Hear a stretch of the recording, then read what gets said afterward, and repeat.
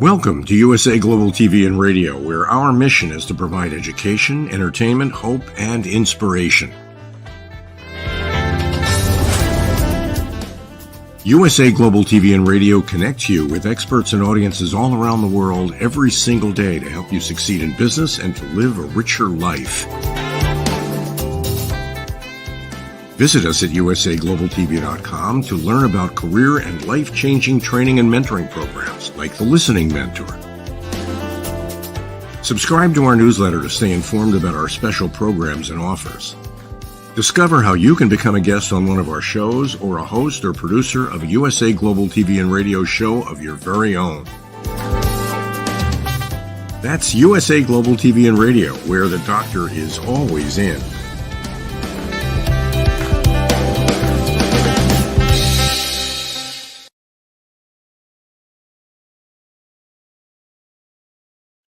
Good morning, good afternoon, good evening, and welcome home to USA Global TV and Radio, where we provide world-class education, inspiration, and hope. Our show today is the United Kingdom News and Culture, and it's episode 98. Wow, super exciting. I'm Dr. Jacalyn Kerbeck, and I'm thrilled to welcome our expert correspondents who are joining us from the United Kingdom. Let's welcome HELENA CHARD. Hello. Hey, so lovely to see you. We made it. We're here. I'm excited to share lots of royal things today. Yes, there's lots to cover. Let's welcome Mr. Simon MacDonald. Hello. Hello. It's nice to be back again. It's just I look forward to a Wednesday afternoon. It's a lovely time. Not looking forward to the weather today. It's blowing a serious gale up here, and it's going to last for another day or two. So there we are. Snow will come eventually, I'm quite sure. No snow for the holidays for you, I guess. I don't know, maybe. Well, thank you both for being here, especially since it's such a busy time of year, news-wise, holiday-wise, etc. There's been a lot of information in the press about the royal family. So I know, HELENA, you'll be covering some of that. And then, Simon, you have a special episode you're covering as well. So let's get started. HELENA, first of all, anything you'd like to share with our audience about the work that you do, because you're so super talented. And I know that you put so much goodness out to the world. Oh, that's kind, Jacalyn. I'm a broadcast journalist. A lot of what I do now is work with different TV platforms, such as yourself, wonderful you, various different platforms here and internationally. And I'm also a talking head, so people will come to me if they want to know various things about the royal family. I'm a royal photographer. And in general, just love sharing stories and really giving people a platform to say whatever. And there's lots of things, but that's majority of what I do and I really enjoy. And it's such a pleasure to obviously present my news on USA Global TV and Radio. Have utmost admiration for Dr. Jacalyn, who started this, I can't think now, was it just before COVID or COVID time, and has blossomed, and the platform is fabulous. So we're all very thankful. Well, thank you, HELENA. That was very sweet. I appreciate that. We actually will be 2 years old, January 15th, I think it is. But as you know, we started before that with rapping with Dr. Jacalyn, and then to this platform. So, thanks again. Absolutely. You've done so much.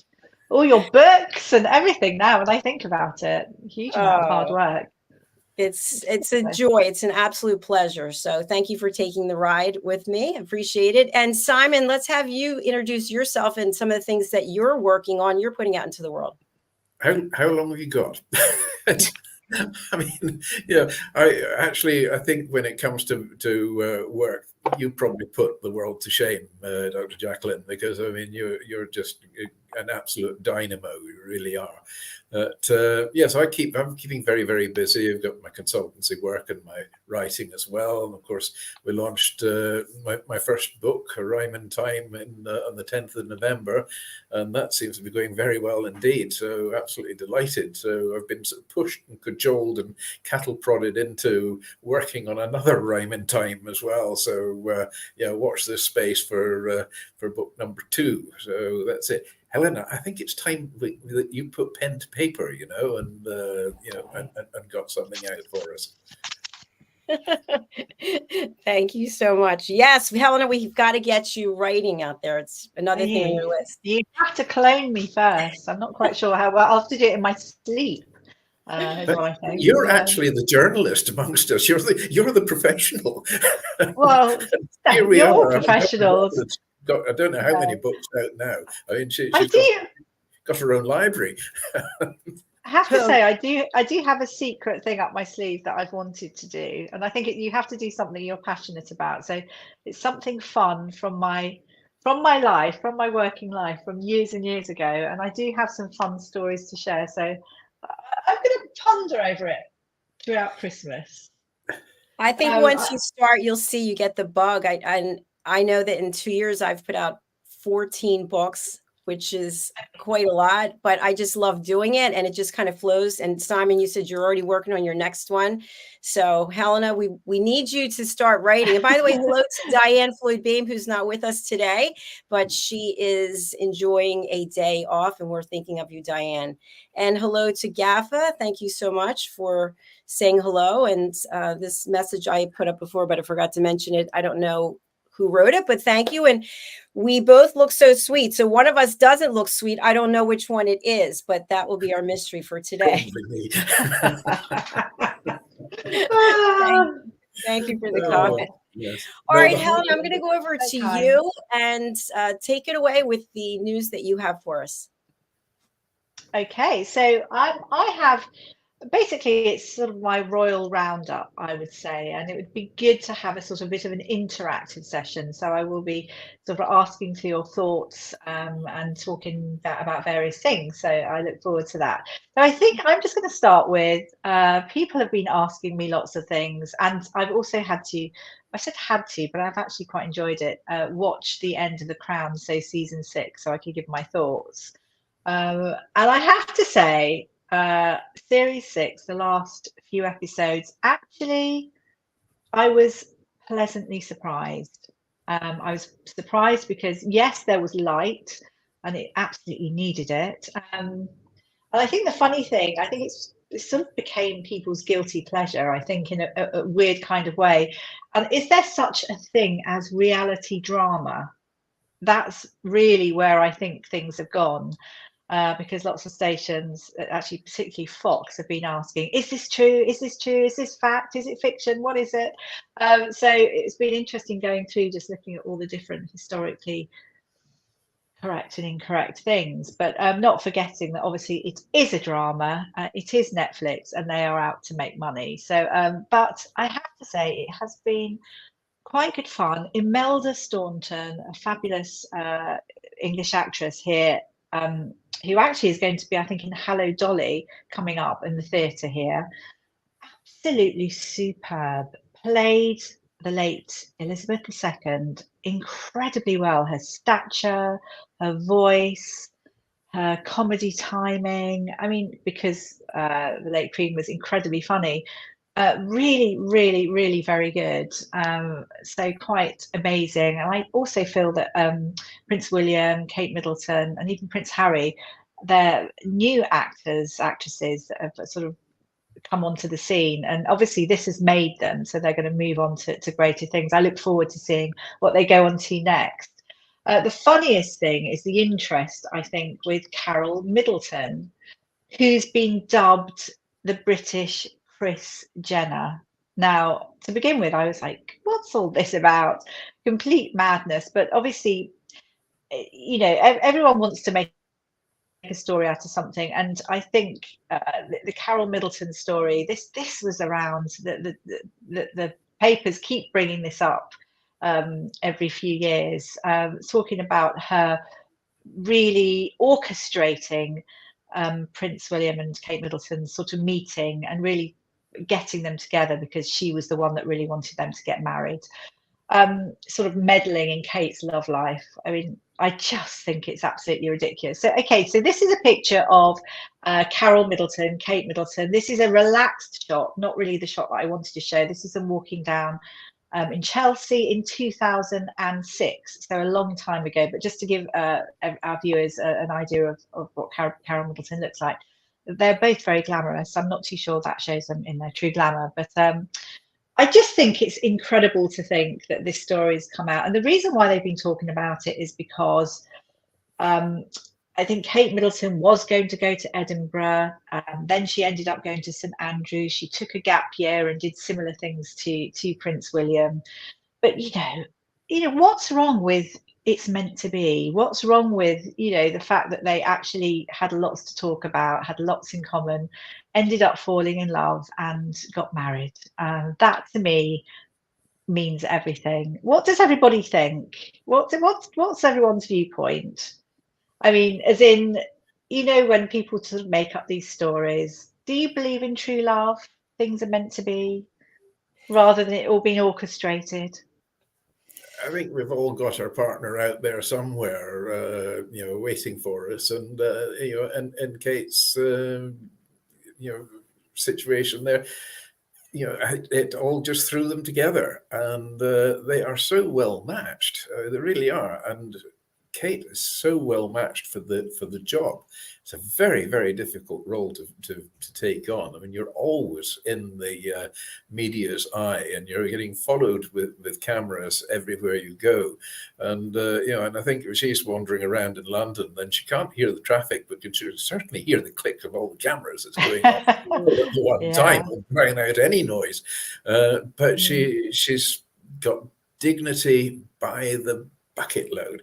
She's got style by the bucket load. She's an incredible person, and she has taken to that very, very difficult role so easily. And it's it's something that people in the royal family, I mean, they're training for it all their life. And here's somebody from the outside who's not been accustomed to that, has been sort of thrown in at the deep end, and she's embraced it absolutely perfectly. So great fan of hers. Yeah, I would agree with Simon. And if there is somebody out there for all of us, can you send them my way? Because I don't know where they are. I'm looking. We're looking out for you. We are. So moving on as well, the Princess of Wales, she released a lovely photograph of herself. It's one of those little old-fashioned pictures that I love. She's roughly there we are. She's roughly 2 years old. Now she released this. It's her Christmas dinner when she's just before 2, and it's announcing the 3rd Together at Christmas Carol concert. Now, this is very exciting in that this is something that's going to be we're going to watch on Christmas Eve. But the lovely thing about this photograph is everyone cannot believe it. She looks so much like Prince Louis, incredibly like Prince Louis. And I think it's a little montage of 4 pictures shows actually how similar they look. Yeah, although different ages, I think you can see with the 2 lower pictures, there's similarity there. I think she looks, definitely he looks very much like her, more so than Prince William. But I love that. So that picture was released to announce the 3rd, as I said, Together at Christmas Carol concert. So we're going to see that on Friday. No, it was shot. That's right. It was shot on Friday, the 8th of December. We're going to see it on ITV1, I believe at 7:30. And I absolutely look forward to it. It's something wonderful that's put on. I love Christmas carols anyway. Something like 1,500 guests. And it is really, it's a thank you to all that support babies, young children and families. And it's sort of highlighting Shaping Us, Princess of Wales campaign. And it's very hard to explain, but I look forward to all the acts that are going to be on. But I know one of the things that's quite good fun is it was actually shot on Friday, the 8th of December, which was the 43 years to the day that unfortunately John Lennon was shot dead. But it's sort of celebrating his life. But also we have the instrumentalist Jacob Collier, who's incredibly talented, who will be playing on his piano, so John Lennon's piano. In fact, George Michael brought that piano, and then also, made all of his music, etc., on whilst playing the piano. But so the fact that Jacob Collier is going to be playing that piano, which is loaned from George Michael's estate, he's also going to be singing Last Christmas, which obviously is a well-known George Michael song. So I really look forward to it. It's going to be quite exciting. Very good act. So also moving on, I've been looking at all the Christmas cards that the Royals have brought out. I'm not going to show all of them, but I do wonder if Dr. Jacalyn, you have any of the pictures to show. They're all very different. And it was just for me interesting. We had like the Wales's card, which was that. So this was their festive Christmas card, which actually is a lovely portrait, I have to say, of all of them looking very beautiful. Also, there's, I think for me, I think it's Charlotte that really takes centre stage. It'd be interesting to show all of them, and then maybe we can just discuss it quickly. But there's also Meghan and Harry's card, if that's there. So that's the whole card, but that's just a picture which is taken from the Invictus Games. And then they made that into their card. And then we have the King and Queen, so King Charles and Queen Camilla. Oh, there we go. Yes, taken from the coronation on May the 6th. So that was taken in the throne room by Hugo Bernard. So that's the official picture. So they are the festive cards, but how different could those cards be? I think they're incredibly different. And I have my own thoughts, and I think that the fact that people release cards, I think, is brilliant, and family pictures is lovely. But I just feel, I don't know, just to say how I feel, I think the black and white picture, I don't like the background so much because it does look like a traditional sort of, we used to go to a photo shop and that's a traditional background. But I do think that the portrait is beautiful. They're wearing white, I think they're wearing white shirts and jeans. So it's quite a casual shot. I suppose it makes them very relatable, doesn't it? I think Meghan and Harry's shot, which was taken at the Invictus Games, it's very much about them, I feel. It's a shame they haven't got a family shot. But the thing about that, this is a success story, isn't it? So I think in a way that's a good one to show. And the King and Queens, it's taken from the coronation. Funnily enough, there's something out at the moment which is it's all the behind the scenes that took place on the coronation day, which is really, really good fun. Everyone should watch that because it does give a different side to things. I don't know, I'm not too sure about the coronation shot. It is obviously part of history and lovely, but those crowns and everything are a little bit, I don't know what the word is. I think they look quite funny. Am I allowed to say that? What do people think? What are your thoughts, guys? Well, the crown obviously came out of a very expensive cracker. I mean, it really did. But the King and Queen one is very, very the maybe a little bit too formal. I think there should be a slight sort of relaxation in it. The Wales's one, I think that's absolutely beautiful. And I mean, Charlotte there is just, she shines through it completely, and has completely stolen the show there. I mean, she's going to break a lot of hearts, I think, when she gets older. Harry and Meghan's, I don't know. I mean, my first thought when I saw that, it's the cover of a quick getaway hotel break. Yeah, or an invitation to something. I'm sorry, but Harry and Meghan, that one just doesn't do it for me at all. No. It's a shame, isn't it, as well? Because it would be nice to have a family shot. It's Christmas. Yeah, too much family, writing in it. And I think he's missed out the Christmas bit of calling it just holidays. So, definitely, that one gets the thumbs down. Have either of you, or both of you, sent out your own holiday cards? Yes. Do they have any family pictures? Yeah, no, mine have all gone. I mean, in the UK, they've got a lot of charity cards, and I support the Royal National Lifeboat Institution. Having been part of my life in the past as well. God, it seems a long time ago now, but so I support them, and so I send out the RNLI cards. And there's a famous cartoonist called Giles, and the Giles cartoons are absolutely priceless. And there's a Giles cartoon every year of lifeboats done there. She did so many in the series of them. They're still going strong. And so that's the one. A bit of cheer, a bit of fun, and supporting a very good cause. And we still have a few more days. We still have a few more days, don't we? So yes, I mean, last posting date, I think, is actually the last for first class postage in the UK. Today. Yes. So that's it. Unless you want to fork out an exorbitant amount of money and send it by special delivery, or it just gets there late. Yes. Yeah, and then it's not. Yeah. And I think a lot of people are handing the Christmas cards out to friends now rather than posting them because postage costs are getting pretty hefty. But definitely not as many cards being sold now as there used to be. They're all going online now, email cards or e-cards or whatever. That seems to be the way forward now. Interesting. So I'm going to continue just a few more stories. I'm aware that I know that we've got to be prompt today, but just moving on to the lovely Sarah Ferguson, who we do love. She's so great, and she always gives updates. She gives updates on the late Queen's corgis, who she inherited, as we know. She gives updates on, I always want to say Twitter, it's actually X.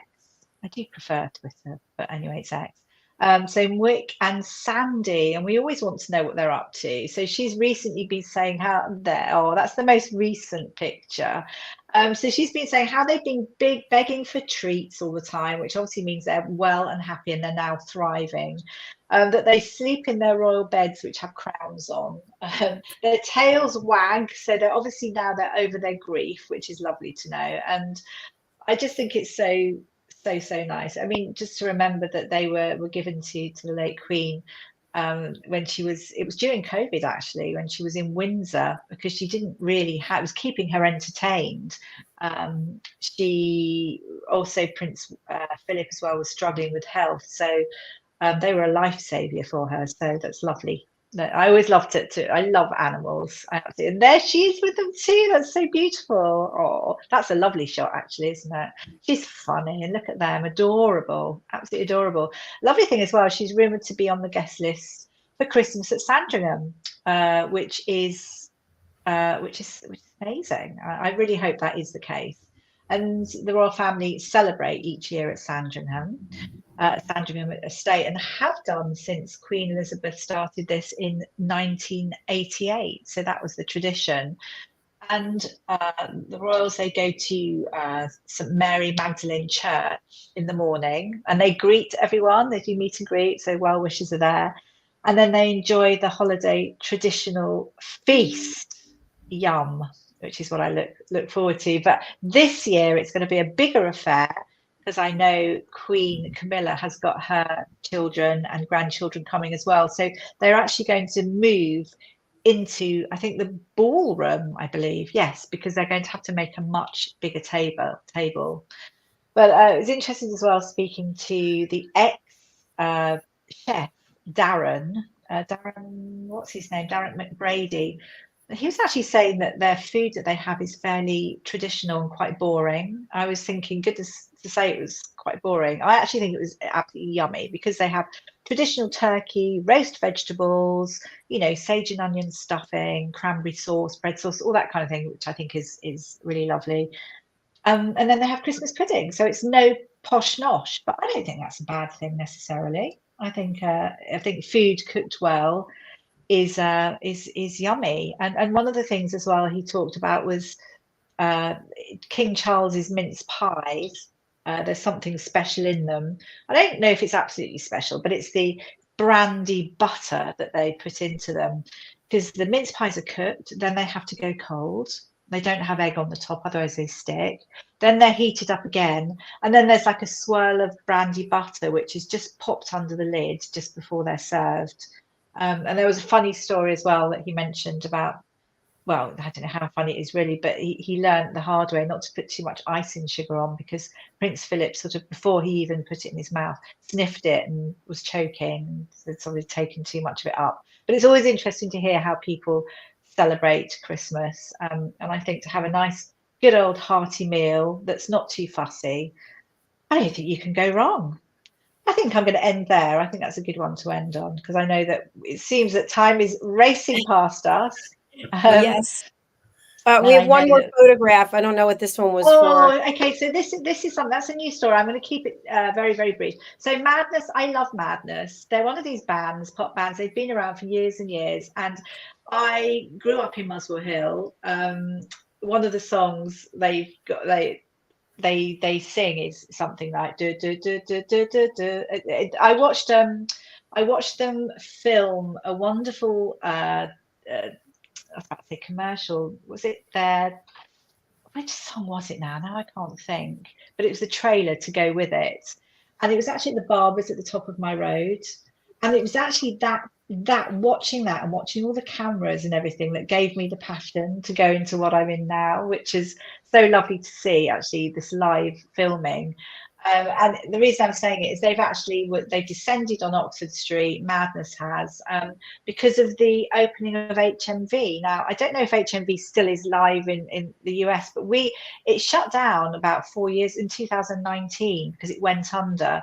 And for me, I mean, this is the place where you go for your albums, any kind of music, you go there. And it was so exciting, huge. Everyone used to go there and used to have really big acts that used to turn up and promote their music. Like Michael Jackson turned up, the Spice Girls turned up, and everyone used to run there. And it was such a lovely, buzzing time. And that's the difference. Then it was just so lovely. And this was only a few years ago. So I feel very hopeful that it's going to do well. Doug Putzman, I think his name, he's the one that's put the money in. He's revived, it's a big revival. And I hope it's going to really help our economy. I think it will, because the excitement around how it used to be, if you can sort of like transport it to now, people will definitely rush to buy their music. Anyway, so that's Madness. And they're part of my childhood, really. I drive up to Muswell Hill, boop, boop, boop, boop. I don't know if everyone knows the song. Not doing it too well, but their music is really good fun. And do you know what? They're just as big now as they were all those years ago. And that's the sign of good artists, isn't it? Because they appeal to everyone and they're full of energy and really good fun. Yeah, I do love them. Anyway, enough of me. Moving on. Thank you very much. Thank you, Helena. Thank you very much for reporting. All right, over to you, Simon. Tell us what you'll be talking about today. Well, Helena, thank you very much for giving me the most perfect link into what I'm talking about today. Today, I'm talking about Houses of Parliament. Utter madness. Yes, well, it's part two. From last week, we talked about the Palace of Westminster, which is obviously known as the Houses of Parliament as well. And this is all under the series of seats of power. And I gave a bit of history and background of the building itself. But today I'll talk you through the important chambers of it, and we'll start off with what is referred to as the upper house, which is the Lord's Chamber. So the Chamber of the House of Lords, it's located in the southern part of the Palace of Westminster. Lavishly decorated room, it measures 45 by 80 feet. The benches in the chamber, as well as all the other furnishings in the Lord's side of the palace, are coloured red.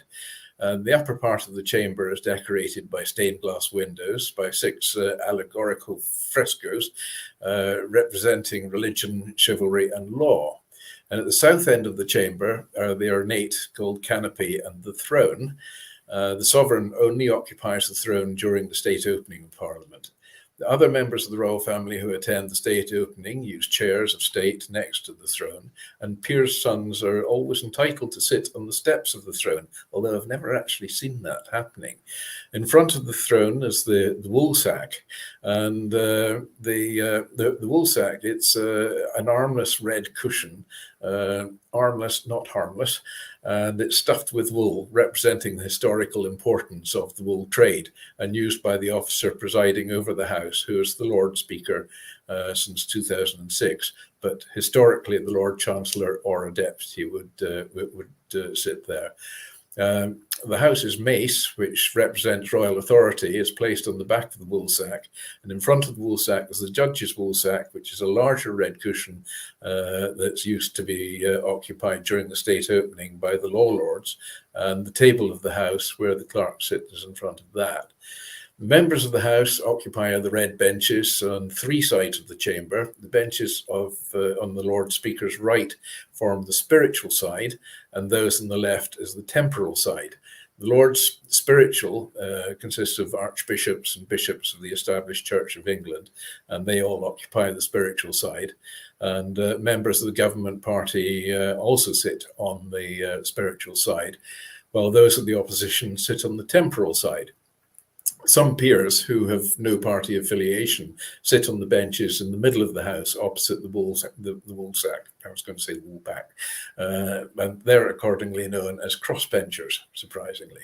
The Lord's Chamber is the site of nationally televised ceremonies, the most important of which is the state opening of Parliament, which is held formally to open each annual parliamentary session, either after a general election or in the autumn of the year. At this occasion, every constitutional element of government is represented: the Crown, the Lords, spiritual and temporal, the Commons, the judiciary, and the executive, both government ministers and ceremonial military units in attendance on the sovereign. And a large number of guests, of course, are invited to attend in the large royal gallery immediately outside the chamber. The sovereign seated on the throne delivers the speech from the throne, which outlines the government's programme for the year and legislative agenda for the forthcoming parliamentary session.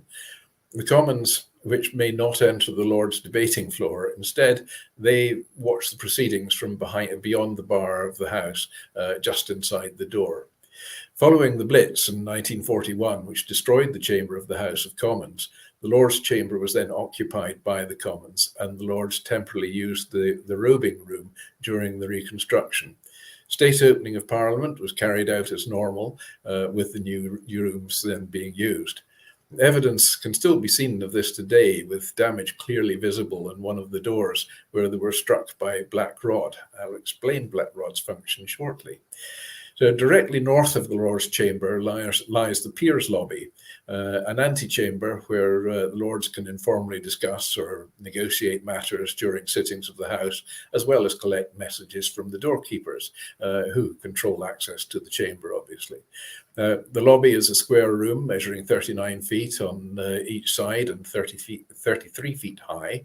It's one of the main features is the floor centerpiece, which is a radiant Tudor rose made of Derbyshire marble and set with an octagon of engraved brass plates. The rest of the floor is paved with encaustic tiles, featuring heraldic designs and Latin mottos. The walls are faced with white stone, and above the arches are displayed arms representing the 6 royal dynasties which ruled England until Queen Victoria's reign. And that's the Saxons, the Normans, the Plantagenets, the Tudors, the Stuarts, and the Hanoverian. The Stuarts, incidentally, actually came from Scotland. That was King James I of England, who was also King James VI of Scotland. And between them, there are windows stained with the arms of the early aristocratic families of England. Of the doorways, one to the south, which leads into the Lord's Chamber, is the most magnificent and sports much gilding and decoration, including the full royal arms. It's enclosed by the brass gates, a pair of elaborately pierced and studded doors, together weighing 1.7 tons. I was going to say 1.5, but that's 1.5 metric tons, but proper tons, 1.7. And the side doors, which feature clocks, open into corridors to the east and extends the Lord's corridor, which leads to the libraries, and nearby to the west lies the Moses Room, used for grand committees. To the north is the vaulted Peers Corridor, which is decorated with 8 murals by Charles West Cope, depicting historical scenes from the period around the English Civil War. Then, originally named the Octagon Hall because of its shape, the central lobby is the heart of the Palace of Westminster. It lies directly below the central tower and forms a busy crossroads between the House of Lords to the south and the House of Commons to the north. St. Stephen's Hall and the public entrance to the west, and the lower waiting hall and the libraries to the east. Its location is halfway between the 2 debating chambers, and has led constitutional theorist Erskine May to describe the lobby as being the political centre of the British Empire. and allows a person standing under the great chandelier, a magnificent ceiling, to see both the royal throne and the Speaker's chair in the House of Commons. So provided that, of course, all the intervening doors are open, which rarely happens that they're open both at the same time. Constituents may meet their members of parliament in the lobby, even without an appointment. And this practice is actually the origin of the term lobbying. So the hall is also the theatre of the Speaker's procession, which passes from here on its way to the Commons chamber before every sitting of the House. Now, the central lobby measures 59 feet across and 75 feet from the floor to the centre of the vaulted ceiling. The panels between the vault's ribs are covered with Venetian glass mosaic displaying floral emblems and heraldic badges, and the bosses in the intersections of the ribs are also carved into heraldic symbols. Each wall of the lobby is contained in an arch ornamented with statues of English and Scottish monarchs.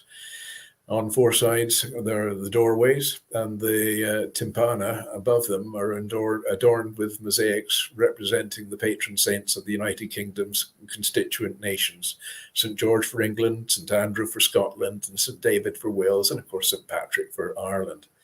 The other four arches are occupied by high windows, under which there are stone screens. The hall's post office, which is one of two in the palace, is located behind one of these screens. I've posted a few letters from there in the past. In front of them stand four bigger-than-life statues of 19th century statesmen. The floor in which they stand is tiled with Minton encaustic tiles in an intricate patterns. The east corridor, which leads from the central lobby to the lower waiting room, and its 6 panels remained blank until 1910, when they were filled with scenes from Tudor history. They were all paid for by liberal peers, and each was the work of a different artist. So continuing north from the central lobby is the Commons corridor, and it's almost identical to its southern counterpart. It's decorated with scenes of 17th century political history between the Civil War and the Revolution of 1688. Then, mirroring the arrangement of at the Lord's part of the palace, is another antechamber, the members' lobby. In this room, members of Parliament hold discussions or negotiations and are often interviewed by accredited journalists, collectively known as the lobby. The room is similar to the Peers lobby, but plainer in design and slightly larger, forming a cube of 45 feet on all sides. After the heavy damage it sustained in the 1941 bombing, it was rebuilt in a simplified style, something most evident in the floor, which is almost completely unadorned. The archway and the door leading into the Commons chamber has actually been left unrepaired, and it's a reminder of the evils of war, and it's now known as the Rubble Arch or Churchill Arch, and it's flanked by bronze statues of Winston Churchill and David Lloyd George, who were the prime ministers who led Britain through the Second and the First World War, respectively. A foot of each is actually conspicuously shiny as a result of a long tradition of MPs rubbing them for good luck on their way in before their maiden speech. I've actually rubbed the foot of one, not of an MP, but I've rubbed the foot of Winston Churchill there anyway. The lobby contains the busts and statues of most 20th century prime ministers, as well as 2 large boards where MPs can receive letters and telephone messages. The chamber of the House of Commons is at the northern end of the Palace of Westminster. It was opened in 1950 after the Victorian chamber had been destroyed in 1941 and rebuilt under architect Giles Gilbert Scott. The chamber, it measures 46 by 68 feet. It's plainer in style than the Lord's chamber. And the benches, as well as other furnishings in the Commons side of the palace, are all coloured green. So we've got the red in the Lords, and we've got green in the Commons.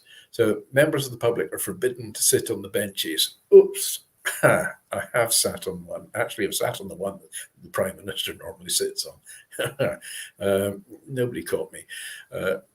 Other parliaments and Commonwealth nations have actually copied the colour scheme under which the lower house is associated with green and the upper house with red. At the north end of the chamber is the Speaker's chair, a present to the Parliament from Australia. In front of the Speaker's chair is the table of the House at which the clerks sit, and which is placed in the Commons ceremonial mace.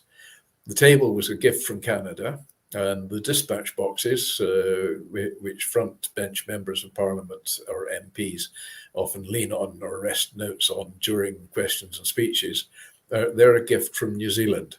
And there are green benches on either side of the House. So members of the government partly occupy the benches on the Speaker's right, while those of the opposition occupy on the Speaker's left. The chamber is relatively small and can accommodate only 427 of the 650 members of Parliament. During Prime Minister's questions and major debates, the MPs can stand at either end of the House. So by tradition, the British sovereign does not enter the chamber of the House of Commons. Last monarch to do so was King Charles I in 1642, and we all know he lost his head.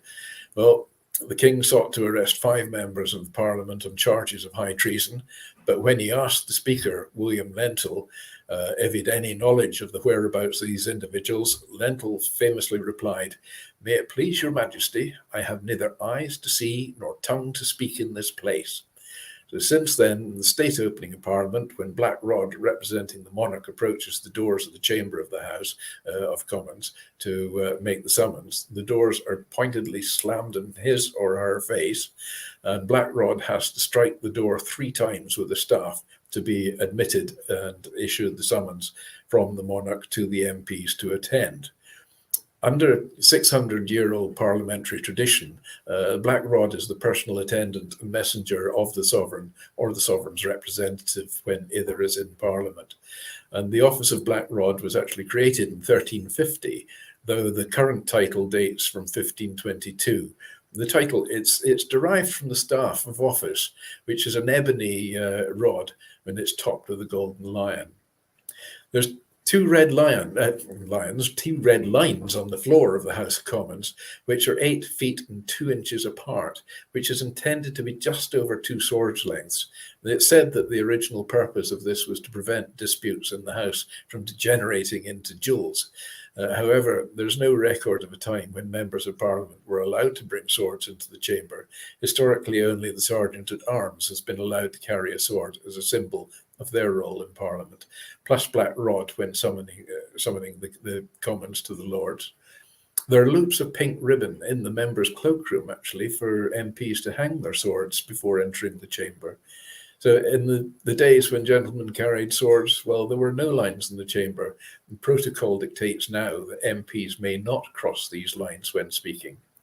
Westminster Hall is a large medieval hall, a great hall, the oldest surviving palace building. It was erected in 1907 for William II, at which point it was the largest hall in Europe. The building has had various functions over the years, including those being used for judicial purposes from the 12th to the 19th centuries. And when a joint address is given to the 2 chambers, the UK Parliament, the House of Commons and the House of Lords, the hall is typically the venue. It is also used to host coronation banquets until the 19th century. And since the 20th century, it's been the usual venue for lying in state and ceremonial funerals, including that of the late Her Majesty the Queen Elizabeth II. The hall is particularly notable for its hammer beam roof, a form typical of English Gothic architecture, which uses horizontal trusses to span large distances. The hall originally had 3 aisles, and the roof was commissioned for Richard II in 1393 and built by the royal carpenter Hugh Herland. It's the largest clear-span medieval roof in England, measuring 68 foot by 240 feet. The oak timbers actually came from woods in southeast England and were assembled near Farnham, Surrey, 35 miles away. The rest of the hall was remodeled by the master mason Henry Yelville, who refaced the walls and added 15 life-size statues of kings placed in the niches. The renovations include 83 unique depictions of Richard's favourite heraldic badge, a resting chained white hart. So there we have both the House of Lords and the House of Commons, all under one roof, but different stories to tell in the 2. So I think I'll just give a little bit again about my weekly thing of on this day, because on this day in 1946, the Christmas classic, It's a Wonderful Life, the film directed by Frank Capra and starring James Stewart, Donna Reed, and Lionel Barrymore, premiered in New York. A marvelous film, absolute magical one. It really is part of Christmas to me. And 2007, Her Majesty Queen Elizabeth II became the oldest monarch of the United Kingdom, surpassing Queen Victoria, who lived for 81 years, 7 months, and 29 days. Famous birthdays? Well, this is one close to my heart. This is very much a Scottish one. Bonnie Prince Charlie, who was born in 1720 and died in 1788. He was born in Palazzo Muti in Rome. And it was Bonnie Prince Charlie's birthday today. So happy birthday, Bonnie Prince Charlie. And there we have this week. Okay, fabulous. Thank you so much. I really enjoyed that. Thank you both for being here today. As you know, we have a closing time for today. So I want to wish everyone happy holidays and thanks so much for being here. Helena, anything you'd like to leave us with before we close out? Oh, thank you very much. I'm just going to say congratulations to the Lionesses goalkeeper, Mary Earps.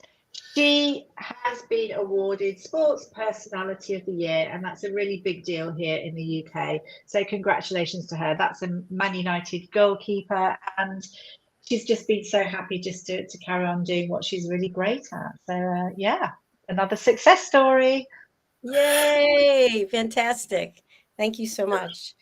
All right, we are going to close out for now, and we're going to actually watch a sponsorship from DIANN FLOYD BOEHM for one of her books. So let's take a look at that. And thanks again. Bye, DIANN. Yes, Merry Christmas, Happy Holidays. Oh, And that's friends as well. Happy Christmas, DIANN. Bye, everyone. Everyone, bye-bye.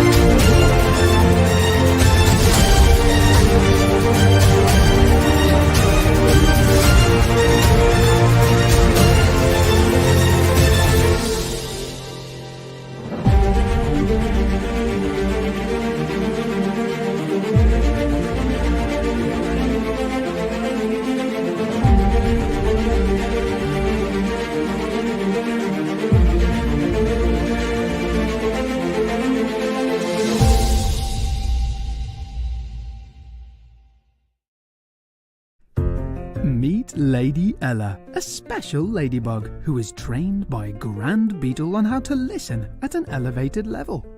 After earning her gold wings, Mother Earth and Father Universe asked her to travel across the solar system, teaching life lessons to creatures to respect one another and to listen. Learn more about her travels in the book series, The Amazing Adventures of Lady Ella.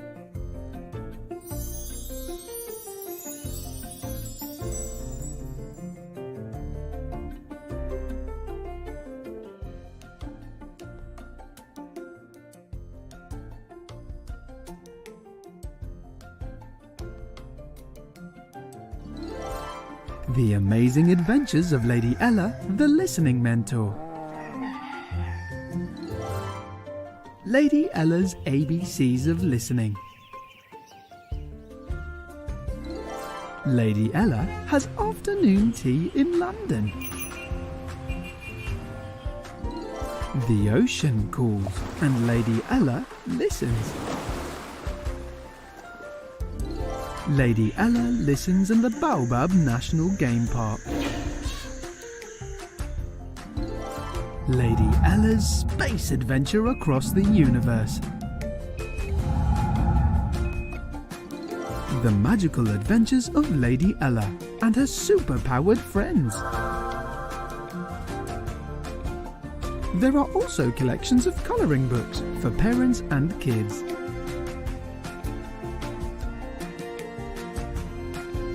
Providing world-class education, entertainment, hope and inspiration. Join our team of elevated listeners to teach children elevated listening skills. Lady Ella would like to teach you and your family how to listen at an elevated level.